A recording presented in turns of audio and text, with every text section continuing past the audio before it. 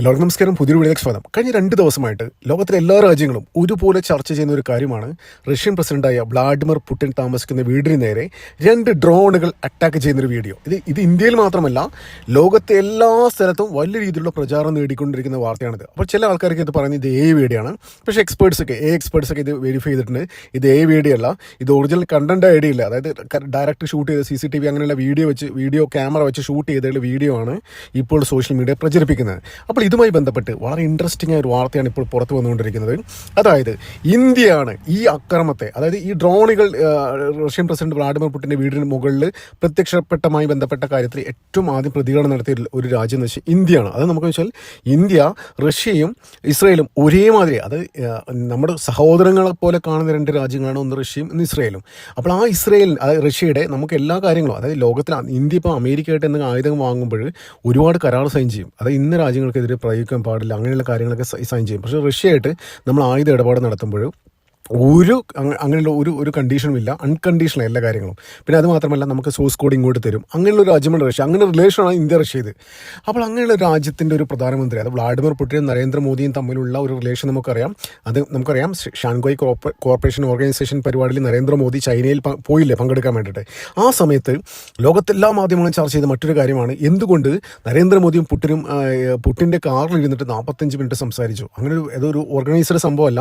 അപ്പോൾ അത് സംഭവം എന്ന് വെച്ച് കഴിഞ്ഞാൽ ചില ആൾക്ക് ചില തിയറീസൊക്കെ പുറത്തു വരുന്നുണ്ട്. ആ സമയത്തൊക്കെ SCOയിൽ പങ്കെടുക്കാൻ ചൈനയിലേക്ക് നരേന്ദ്രമോദി പോകുന്നു. അവിടെ വെച്ച് നരേന്ദ്രമോദി കൊലപ്പെടുത്താൻ ഈ നാറ്റോവും അമേരിക്കയും അങ്ങനെയുള്ള ആൾക്കാരൊക്കെ തുർക്കിയൊക്കെ ചേർന്ന് വലിയ രീതിയിൽ പ്ലാൻ നടത്തിയിട്ടുണ്ടെന്നുള്ള വാർത്ത തിയറീസ് പുറത്തു വരുന്നത് നമുക്കറിയില്ല. അതിൻ്റെ പിന്നിൽ പ്രവർത്തിച്ച യഥാർത്ഥ സംഭവം എന്താണെന്ന് ഇപ്പോഴും മനസ്സിലായിട്ടില്ല. ഇപ്പോൾ പുടിൻ ഈ അടുത്ത കാലത്ത് ഇന്ത്യയിൽ വന്നു. ആ സമയത്ത് പോലും ഫോർച്യൂണറിലാണ്. അത് ഈവൻ പുടിൻ പോലും സഞ്ചരിക്കുന്ന വലിയ രീതിയിലുള്ള സുരക്ഷാ സംവിധാനമുള്ള കാറിലാണ് സഞ്ചരിക്കുന്നത്. അപ്പോൾ ഇവിടെ വന്നിട്ട് ഒരു നോൺ യൂറോപ്യൻ വാഹനം, അതായത് ഫോർച്യൂണർ, ടൊയോട്ടയുടെ എന്നാണ്, ജാപ്പാനീസ് കമ്പനിയാണ്. അപ്പോൾ ആ ഒരു കാറിൽ സഞ്ചരിക്കുമ്പോൾ തന്നെ വലിയ രീതിയിലുള്ള ഒരു മെസ്സേജാണ് ലോകത്തിന് കൊടുത്തത്. നമുക്കറിയാം പുടിൻ്റെ കാര്യം തന്നെ. പുടിൻ തന്നെ ഈ അടുത്ത കാലത്ത് അമേരിക്ക വിസിറ്റ് ചെയ്തിരുന്നു. ആ സമയത്തൊക്കെ സ്വന്തം ടോയ്ലറ്റ് പോകാൻ പോലും റഷ്യയിൽ നിന്ന് ആൾക്കാർ വന്നിരുന്നു. അതിന് അത്രയും സംവിധാനങ്ങൾ കൊണ്ടാണ് ഈ പുടിൻ അവിടെ വന്നത്. അത് ഒരു കാരണവശാലും തൻ്റെ ഒരു കാര്യങ്ങളും പുറത്തു പോരുന്ന ഒരു ലക്ഷ്യത്തിൽ. അപ്പോൾ ഇന്ത്യയിൽ വന്നപ്പോൾ, അതായത് പുടിൻ സ്വന്തം നേരിനെ പോലും വിശ്വസിക്കാത്ത ഒരാളാണ്. അപ്പോൾ ഇന്ത്യയിൽ വന്നപ്പോൾ ഭയങ്കര ട്രസ്റ്റ് നരേന്ദ്രമോദിയോടും ഇന്ത്യൻ സുരക്ഷാ ഏജൻസിയോടും ഇന്ത്യയിലെ സുരക്ഷാ സംവിധാനങ്ങളോടും ഭയങ്കര റെസ്പെക്ട്. അതായത് ഒന്നും വേണ്ട, റഷ്യയുടെ അവിടെ നിന്ന് വന്ന ഒരാൾ പോലും വന്ന് ഫോർച്യൂണറിൽ കയറിയിട്ടില്ല. നരേന്ദ്രമോദിയും ആ ഫോർച്യൂണർ ഡ്രൈവ് ചെയ്യുന്ന ഒരാളും ഈ പുടിൻ മാത്രമാണ് ആ കാറിൽ കയറിയിരിക്കുന്നത്. അപ്പോൾ ഇപ്പോൾ ഈ വിഷയത്തിൽ, അതായത് പുടിൻ്റെ വീട്ടിൽ മുകളിലായിട്ട് 2 ഡ്രോൺ വന്നു. വലിയൊരു മാസീവായിട്ടുള്ള ഒരു എക്സ്പ്ലോസീവ് അവിടെ ഡംപ് ചെയ്തു. അപ്പോൾ അതിൽ ഏറ്റവും ആദ്യമായി പ്രതികരിച്ച നരേന്ദ്രമോദിയാണ്, ഇന്ത്യയാണ്. പുടിനെതിരെ എന്തൊക്കെ സംഭവിച്ചു കഴിഞ്ഞാൽ, അതായത് നിങ്ങൾ കളിക്കുന്നത് തീക്കൊള്ളി കൊണ്ടാണ് തല ചൊറിയുന്നത്. പുടിൻ എന്തെങ്കിലും ഒരു പോറൽ പറ്റിക്കഴിഞ്ഞ് കഴിഞ്ഞാൽ കളി മാറും മോനെ ദിനേശ് എന്ന രീതിയിലാണ് ഇന്ത്യ പ്രതികരിച്ചത്. അപ്പോൾ ഇന്ത്യക്ക് വ്യക്തമായ ധാരണയുണ്ട്. അത് ഇവിടെയാണ് നമ്മുടെ സുരക്ഷാ ഏജൻസികളുടെ ഒരു വൈദഗ്ധ്യം മനസ്സിലാവുന്നത്. നമുക്കറിയാം, നമ്മൾ ഡിഫൻസ് സെക്ടറിൽ ഇപ്പോൾ പ്രത്യേകിച്ച് 2014 നരേന്ദ്രമോദി വന്നതിന് ശേഷം നമ്മൾ ഒരുപാട് ഡിഫൻസ് സെക്ടറിൽ വലിയ രീതി കുതിച്ചുചാട്ടം നടത്തി. അതായത് നമ്മൾ മുമ്പ് ആയുധങ്ങൾ ഇറക്കുമതി ചെയ്യുന്ന ഒരു രാജ്യമായിരുന്നു. പക്ഷേ ഇന്ന് ഇന്ത്യ ആയുധങ്ങൾ കയറ്റുമതി ചെയ്യാൻ തക്ക രീതിയിൽ പര്യാപ്തത നേടി എന്താണെന്ന് വെച്ച് കഴിഞ്ഞാൽ റഷ്യ ഇസ്രയേലാണ് സഹായിച്ചത്. അതായത് നമ്മൾ അവിടെ ആയുധങ്ങൾ വാങ്ങുമ്പോൾ ചുമ്മാ കാശ് കൊടുത്ത് ആയുധം വാങ്ങുന്ന ഇതല്ല. അതായത് അവർ സോഴ്സ് കോഡ് വരും. ആ സോഴ്സ് കോഡ് വെച്ചിട്ട് ഇപ്പോൾ സോഫ്റ്റ്വെയർ ഫീൽഡൊക്കെ വർക്ക് ചെയ്യുന്നവർക്ക് മനസ്സിലാവും. അതായത് നമ്മൾ ഒരു പർട്ടിക്കുലർ, ഫോർ എക്സാമ്പിൾ നമ്മളിപ്പോൾ ഒരു ഫ്ലിപ്കാർട്ടിൻ്റെയൊക്കെ ഒരു സോഴ്സ് കോഡ് കിട്ടി, ഒരു ആൻഡ്രോയിഡ് iOS സോഴ്സ് കോഡ് കിട്ടി. അത് നമ്മുടെ കയ്യിൽ കിട്ടിക്കഴിഞ്ഞാൽ അത് വെച്ചിട്ട് നമുക്ക് പലതും കളിക്കാൻ പറ്റും, ഈ വേറെ ടെംപ്ലേറ്റ് ഉണ്ടാക്കാൻ പറ്റും, പല രീതിയിലും അതിന് മാനിപ്പുലേറ്റ് ചെയ്യാൻ പറ്റും. മാനിപ്പുലേറ്റ് അല്ല, പുതിയ കാര്യങ്ങൾ അത് വെച്ച് ഉണ്ടാക്കാൻ പറ്റും. അതുവരെയാണ് ഇന്ത്യയോട് കളിച്ചത്. അത് റഷ്യയും ഇസ്രയേലൊക്കെയായിട്ട് നമ്മൾ ആയുധങ്ങൾ വാങ്ങുമ്പോൾ സോഴ്സ് കോഡ് കിട്ടി, നമ്മൾ അത് വെച്ച് ഒരുപാട് കാര്യങ്ങൾ ഉണ്ടാക്കും. ഞാൻ ഏറ്റവും ചെറിയ എക്സാമ്പിൾ ഞാൻ പറഞ്ഞുതരാം. അത് ഓപ്പറേഷൻ സിന്ദൂറിൻ്റെ സമയത്ത് വലിയ രീതിയിൽ ഡാമേജ് ഉണ്ടാക്കിയത്, പാകിസ്ഥാനിന് കിരാന ഹിൽസ് ഡാമേജ് ഉണ്ടാക്കിയത് നമ്മുടെ ഇന്ത്യയിൽ ഉണ്ടാക്കിയ ഇതാണ്, ബ്രഹ്മോസ് മിസൈലാണ്. ആ ബ്രഹ്മോസ് മിസൈൽ റഷ്യക്കുണ്ട്, ഇന്ത്യക്കുണ്ട്. പക്ഷേ ഇന്ത്യ അത് കുറച്ചും കൂടി അതിലെ പേലോടൊക്കെ കുറച്ചും കൂടി അഡ്വാൻസ് ആയിട്ട് പ്രോഗ്രാം ചെയ്തിട്ട് നല്ല ഹെവി ആയിട്ടാണ് സംഭവങ്ങൾ അവിടെ എക്സിക്യൂട്ട് ചെയ്തത്. അപ്പോൾ അത്തരത്തിലൊരു ഡാമേജ് അവിടെ ഉണ്ടായി.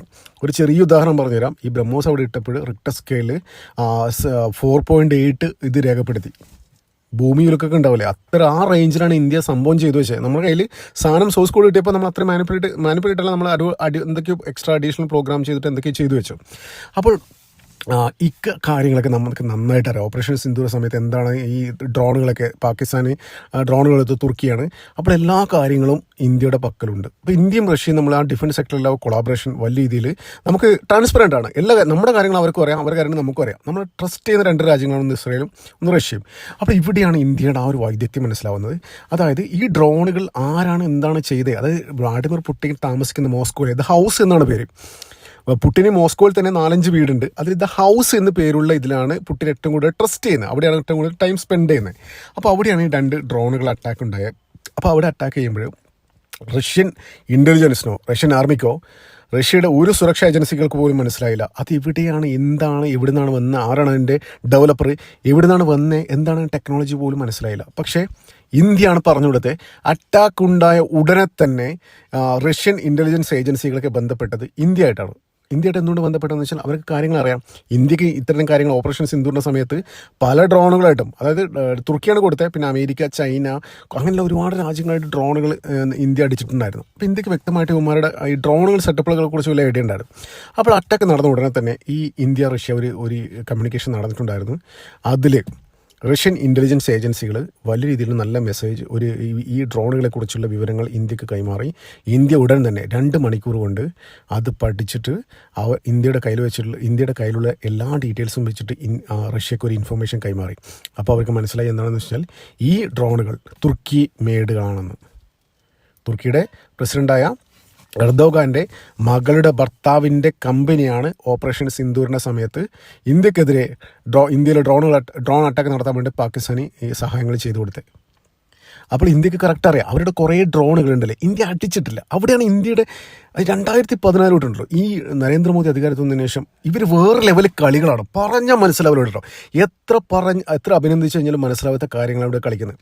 അതായത് ഇന്ത്യക്കുണ്ടല്ലോ, ഇന്ത്യയുടെ ഫ്രണ്ടിൽ പോയിന്റ് ബ്ലാങ്ക്, ഞാൻ ഒരു സിമ്പിൾ എക്സാമ്പിൾ പറഞ്ഞുതരാം. പോയിന്റ് ബ്ലാങ്കിൽ ഒരാളെ വെടിവെച്ച് കൊല്ലാൻ, ഒരു തീവ്രവാദി വെടിവെച്ച് കൊല്ലാൻ കിട്ടിക്കഴിഞ്ഞാൽ അത് നമുക്ക് വേണമെങ്കിൽ വെടിവെച്ച് കൊല്ലാം. പക്ഷേ ഇന്ത്യ ചെയ്യില്ല.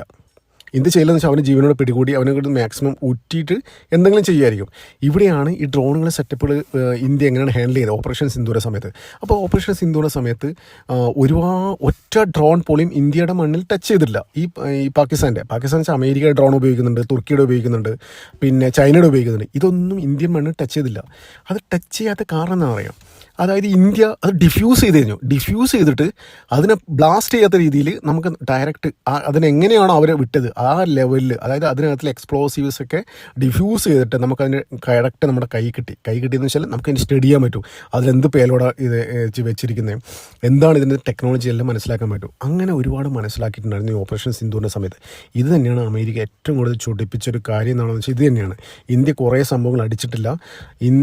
അതിൽ വേറൊരു കാര്യം എന്ന് വെച്ചാൽ അമേരിക്കയുടെ F-16 ഒക്കെ ഉണ്ടല്ലോ, ഇന്ത്യ അടിച്ചിട്ട് അതിനെ ഡിഫ്യൂസ് ചെയ്തിട്ട് ബ്ലാസ്റ്റ് ചെയ്യാത്ത രീതിയിൽ ഇന്ത്യ അത് ഡയറക്റ്റ് അതിനെ ലാൻഡ് ചെയ്യിപ്പിച്ചു. അത്തരത്തിലുള്ള സംഭവങ്ങൾ ചെയ്തിട്ടുണ്ടായിരുന്നു. അപ്പോൾ ഇപ്പോഴും ചില സംശയങ്ങളുണ്ട്. അതായത് ഈ അവിടെ പൈലറ്റിന് എന്ത് ചെയ്തു അതൊക്കെ ഇപ്പോഴും സംശയത്തിൽ നിൽക്കുന്ന കാര്യമാണ്. പക്ഷേ F-16 ആയാലും ചൈനയുടെ JF-17 വിമാനങ്ങളായാലും ഇന്ത്യ തകർക്കാതെ തന്നെ ഇന്ത്യയുടെ കയ്യിലുണ്ടായിരുന്നു.